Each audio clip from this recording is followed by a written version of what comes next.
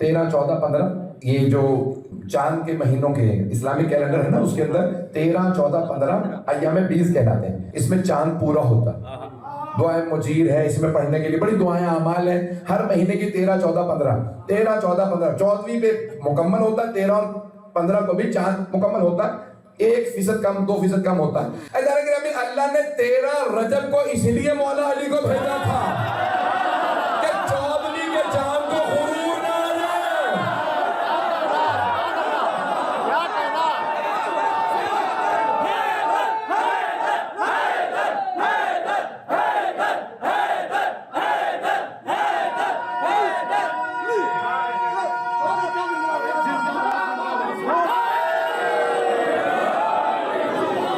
अब तो फरमा रहा है अल्लाह ने कहा कहीं चांद को खून ना आ जा। सारी दुनिया में मिसालें दी जाती थी, ये चांद जैसा, ये चांद जैसा। अल्लाह ने कहा चांद रुक जा, अली जैसा कोई नहीं, अली अली है।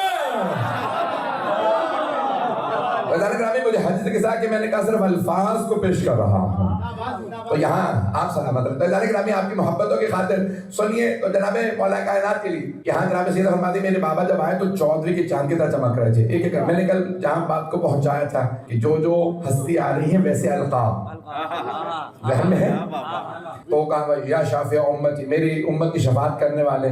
मौला कायनात आए तो 4 अलकाब हैं जो पैगंबर ने इस्तेमाल किए। या अखी व वसी व खलीफती। तवज्जो सारे मजमे की तवज्जो। तो गिरामी देखें चंद दलीलें पेश कर रहा हूँ मौला अमीर अलैहिस्सलाम की अजमत पे के रसूल खुदा। बहुत से लोग कहते हैं भाई हाँ अगर कहा हो खलीफा तो क्या हुआ, खलीफा कहने से चौथे खलीफा भी हो सकते हैं। पता नहीं लोग हैं अच्छा अगर खलीफा कहने से चौथे हो सकते हैं जिसे कुछ कहा ही ना हो वो फिर पहला कैसे हो सकता है?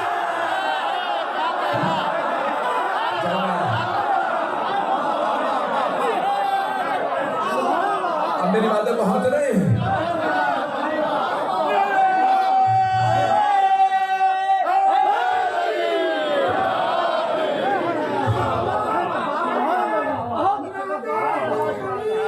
हम सबकी मुश्किल हल करो, मुश्किल खुशहाली।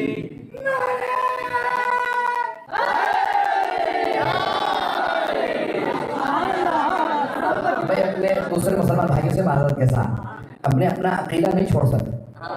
अपने अकीदे पे मैं कॉम्प्रोमाइज नहीं करूंगा। जनाबे वाला कायनात के लिए मैं मेरा भाई, और फिर उसके बाद क्या फरमाया, मेरा वसी, मेरी वसीयत। जिसके पास वसीयत, जिसे इंसान छोड़ के जाता है उसे कहते हैं वसी। तवज्जो, सारे मुसलमान मानते हैं रसूल खुदा की वसीयत अली के पास थी। जिसे वसीयत भी ना दी हो आगे कुछ नहीं कहता, आगे कुछ नहीं कह रहा। वसीयत मौला कायनात के नाम और जुमले यानी जब तक खुद अपने हाथों से मुझे गौसलों का फन न दे, मुझे कब्र में न उतारा, यानी मुझे छोड़ के ना जाइएगा। अल्फाज है रसूल इस्लाम, यानी आप मेरे पास रहिए। खलीफती और फिर वसाहिबा लिवाई, लिवा कहते हैं परचम को। साहिबा लिवाई ए मेरे परचम बरदार, लिवाए हम का परचम पैगंबर का। लेकिन दुनिया में भी मौला के पास था, आखिरत में भी। मैं जुमलों को पहुंचा नहीं पा रहा। पैगंबर का परचम है, अलम रसूल खुदा का, लेकिन दुनिया में भी मौला ने अलम उठाया, आखिरत में भी मौला अलम उठाएंगे। वो जो अलम के मुनकिर है ना, वो अली का भी बूझ रखते हैं।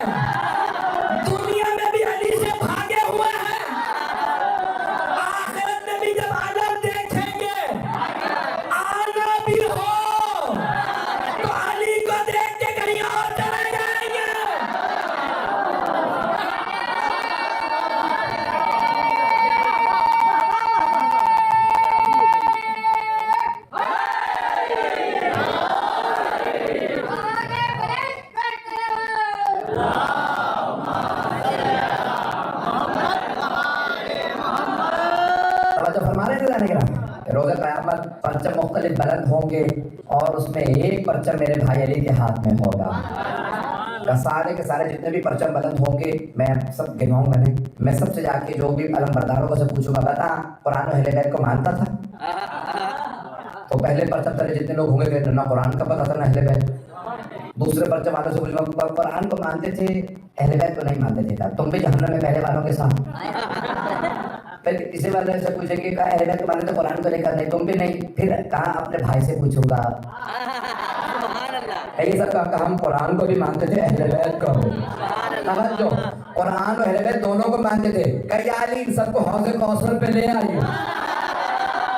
मुझे और कोई दुनिया में मकतब दिखाए जो कुरान को भी सर पे रखता हो, अली के कदमों को भी सर पे रखता। हमारे मोहम्मद अलैहिस्सलाम को भी उनके कदमों को अपने सर पे रखते, हम उनके कदमों को भी। अगर एक जुमले पढ़ूंगा जरा सुन लीजिएगा कि यहाँ जनाबे सईदा दावत करवाते हुए अपने सब एक जुमला सबके मुताबिक है कि साहिब लबाद मेरे परचम बरदार। आए जरा वो जुमले जो मैंने पढ़े हैं वो मौजू अगर पेश कर दूं। अल्लाहुम्मा इन्ना हाउलाए अहल बैत, मैंने यही तक बात को पहुंचाया था ना। अल्लाहुम्मा इन्ना हाउलाए अहल बैत व खासती व हामती, यही मेरे खास हैं। हाम यानी हिमायत करने वाले, हिमायत करने वाला हम उर्दू में भी लफ्ज़ इस्तेमाल करते हैं। हिमायत करना, साथ देना, सपोर्ट करना, किसी के साथ खड़े होना। ऐसा गिरामी कहने वाले बहुत होते हैं, साथ देने वाले बहुत कम होते हैं।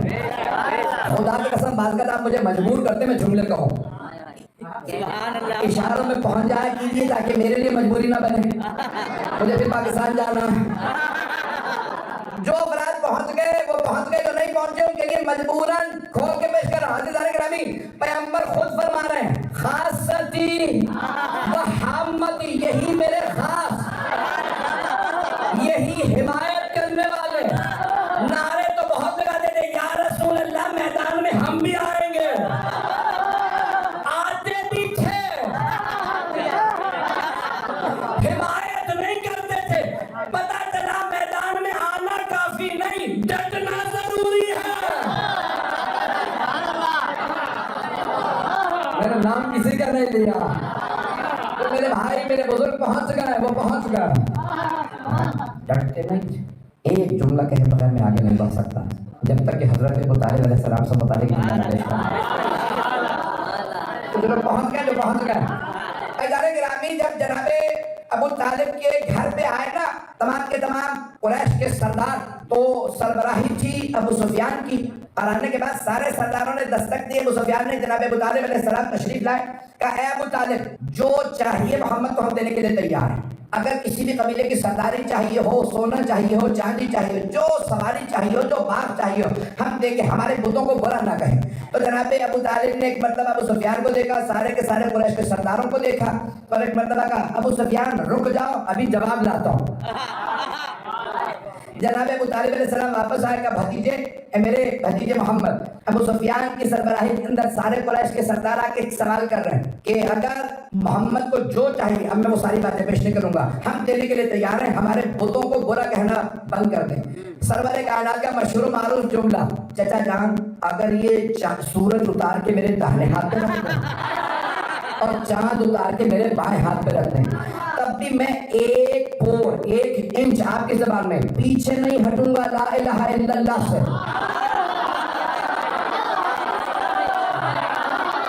मैं ला इलाहा इल्लल्लाह से एक कदम पीछे नहीं हटूंगा। जनाब अबू तालिब अलैहिस्सलाम ने इन्हीं अल्फाज से आके कहा, ओ अबू सुफियान, मेरे भतीजे मोहम्मद ने फरमाया है कि अगर तुम सूरज उतार के उनके सीधे हाथ पे रख दो और चांद उनके उल्टे हाथ पे रख दो, तब भी वो एक इंच ला इलाहा इल्लल्लाह से पीछे नहीं हटेंगे। तवज्जो, सारे के सारे मुशरिकीन का मसला अल्लाह से नहीं था, ला इलाहा इल्लल्लाह से था। अभी भी सारा मसला नहीं है। वो कह रहे थे जहाँ मेरे बहुत से भाई पहुंच गए, जहाँ हमने इतने बुत मारने हैं, वहाँ एक अल्लाह भी मान लेंगे। पैगंबर कहते थे अल्लाह मानना काफी नहीं, ला इलाहा इल्लल्लाह।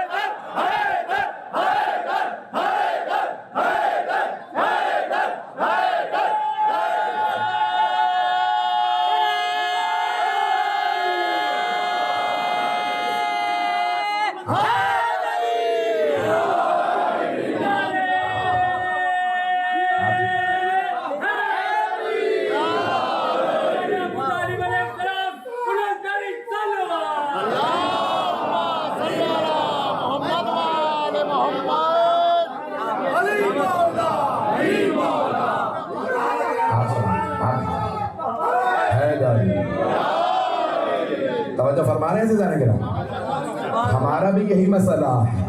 हमें बहुत से लोग कहते हैं हज़रत अली को मानते तो हैं, हम कहते हैं ऐसा मानना, इतना तो काफिर भी मान रहे। आप तो परेशान होगा। खुदा की कसम, जितना बहुत से मुसलमानों ने माना इतना तो काफिरों ने भी माना। मुशरिकीन भी इतना मौला को मानते हैं। तवज्जो, हमारे लिए ऐसा मानना काफी नहीं जब तक के मौला के दुश्मनों का इनकार न करो। भाई सारे मजमे की तवज्जो। तो जनाब अबू तालिब अलैहिस्सलाम ने एक मर्तबा कहा, अबू सुफियान मेरे भतीजे का जवाब सुन लो। वो कहते हैं मैं एक इंच पीछे नहीं हटूंगा ला इलाहा इल्लल्लाह से। सारे के सारे सरदारों ने आवाज दी, अबू सुफियान वापस चलो, हमें पहले ही पता था मोहम्मद नहीं माने। अबू सुफियान ने आवाज दी, नहीं अभी नहीं। का सुन तो लिया, आप क्या रोक के क्या करेंगे यहाँ पे इस दरवाजे पे? का नहीं, जवाब अभी मोहम्मद का आया।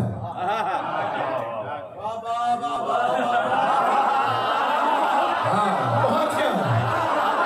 अभी तुमने जवाब मोहम्मद का सुना, अबू तालिब का नहीं।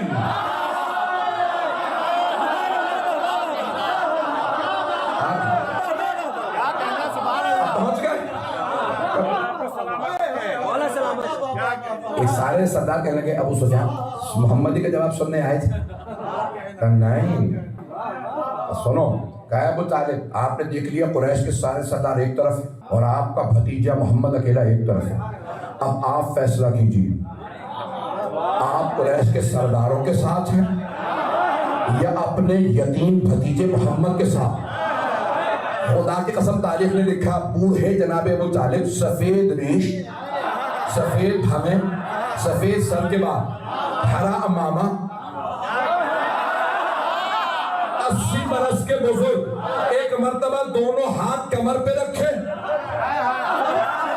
कमर को सीधा करके खड़े हो गए। कहा अबू सुफियान सुन,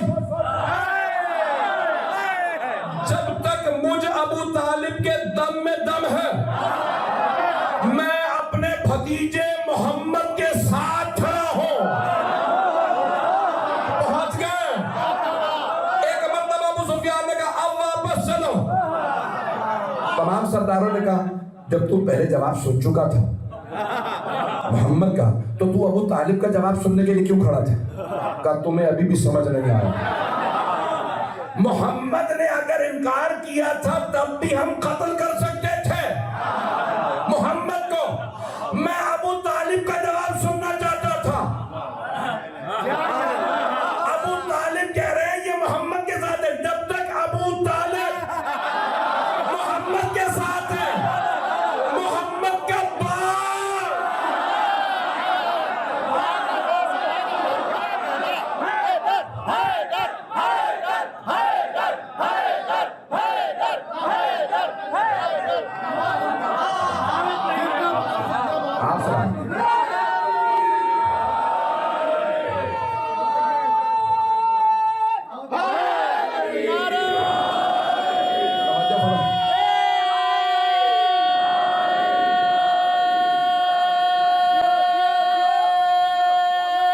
सब जवाब हुसैनिया जिंदाबाद, हुसैनिया जिंदाबाद, हुसैनिया जिंदाबाद, यजीदिया मुर्दाबाद, यजीदिया मुर्दाबाद, यजीदिया मुर्दाबाद। नारे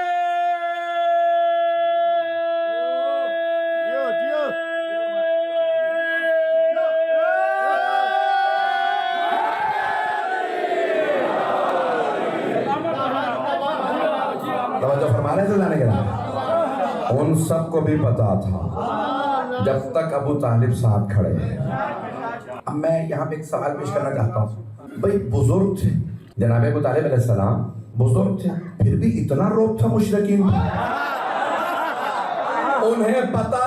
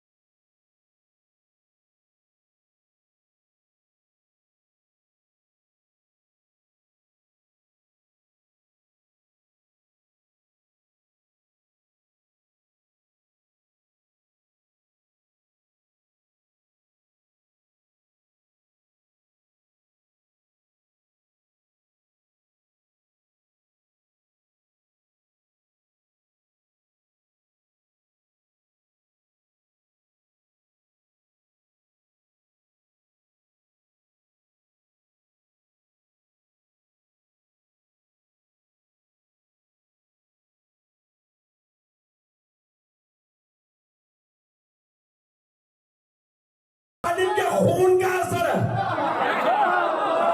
बूढ़ा भी हो अबू तालिब, अली जवान हो, अब्बास जवान हो, अली असगर बच्चा हो, ये सारे शेर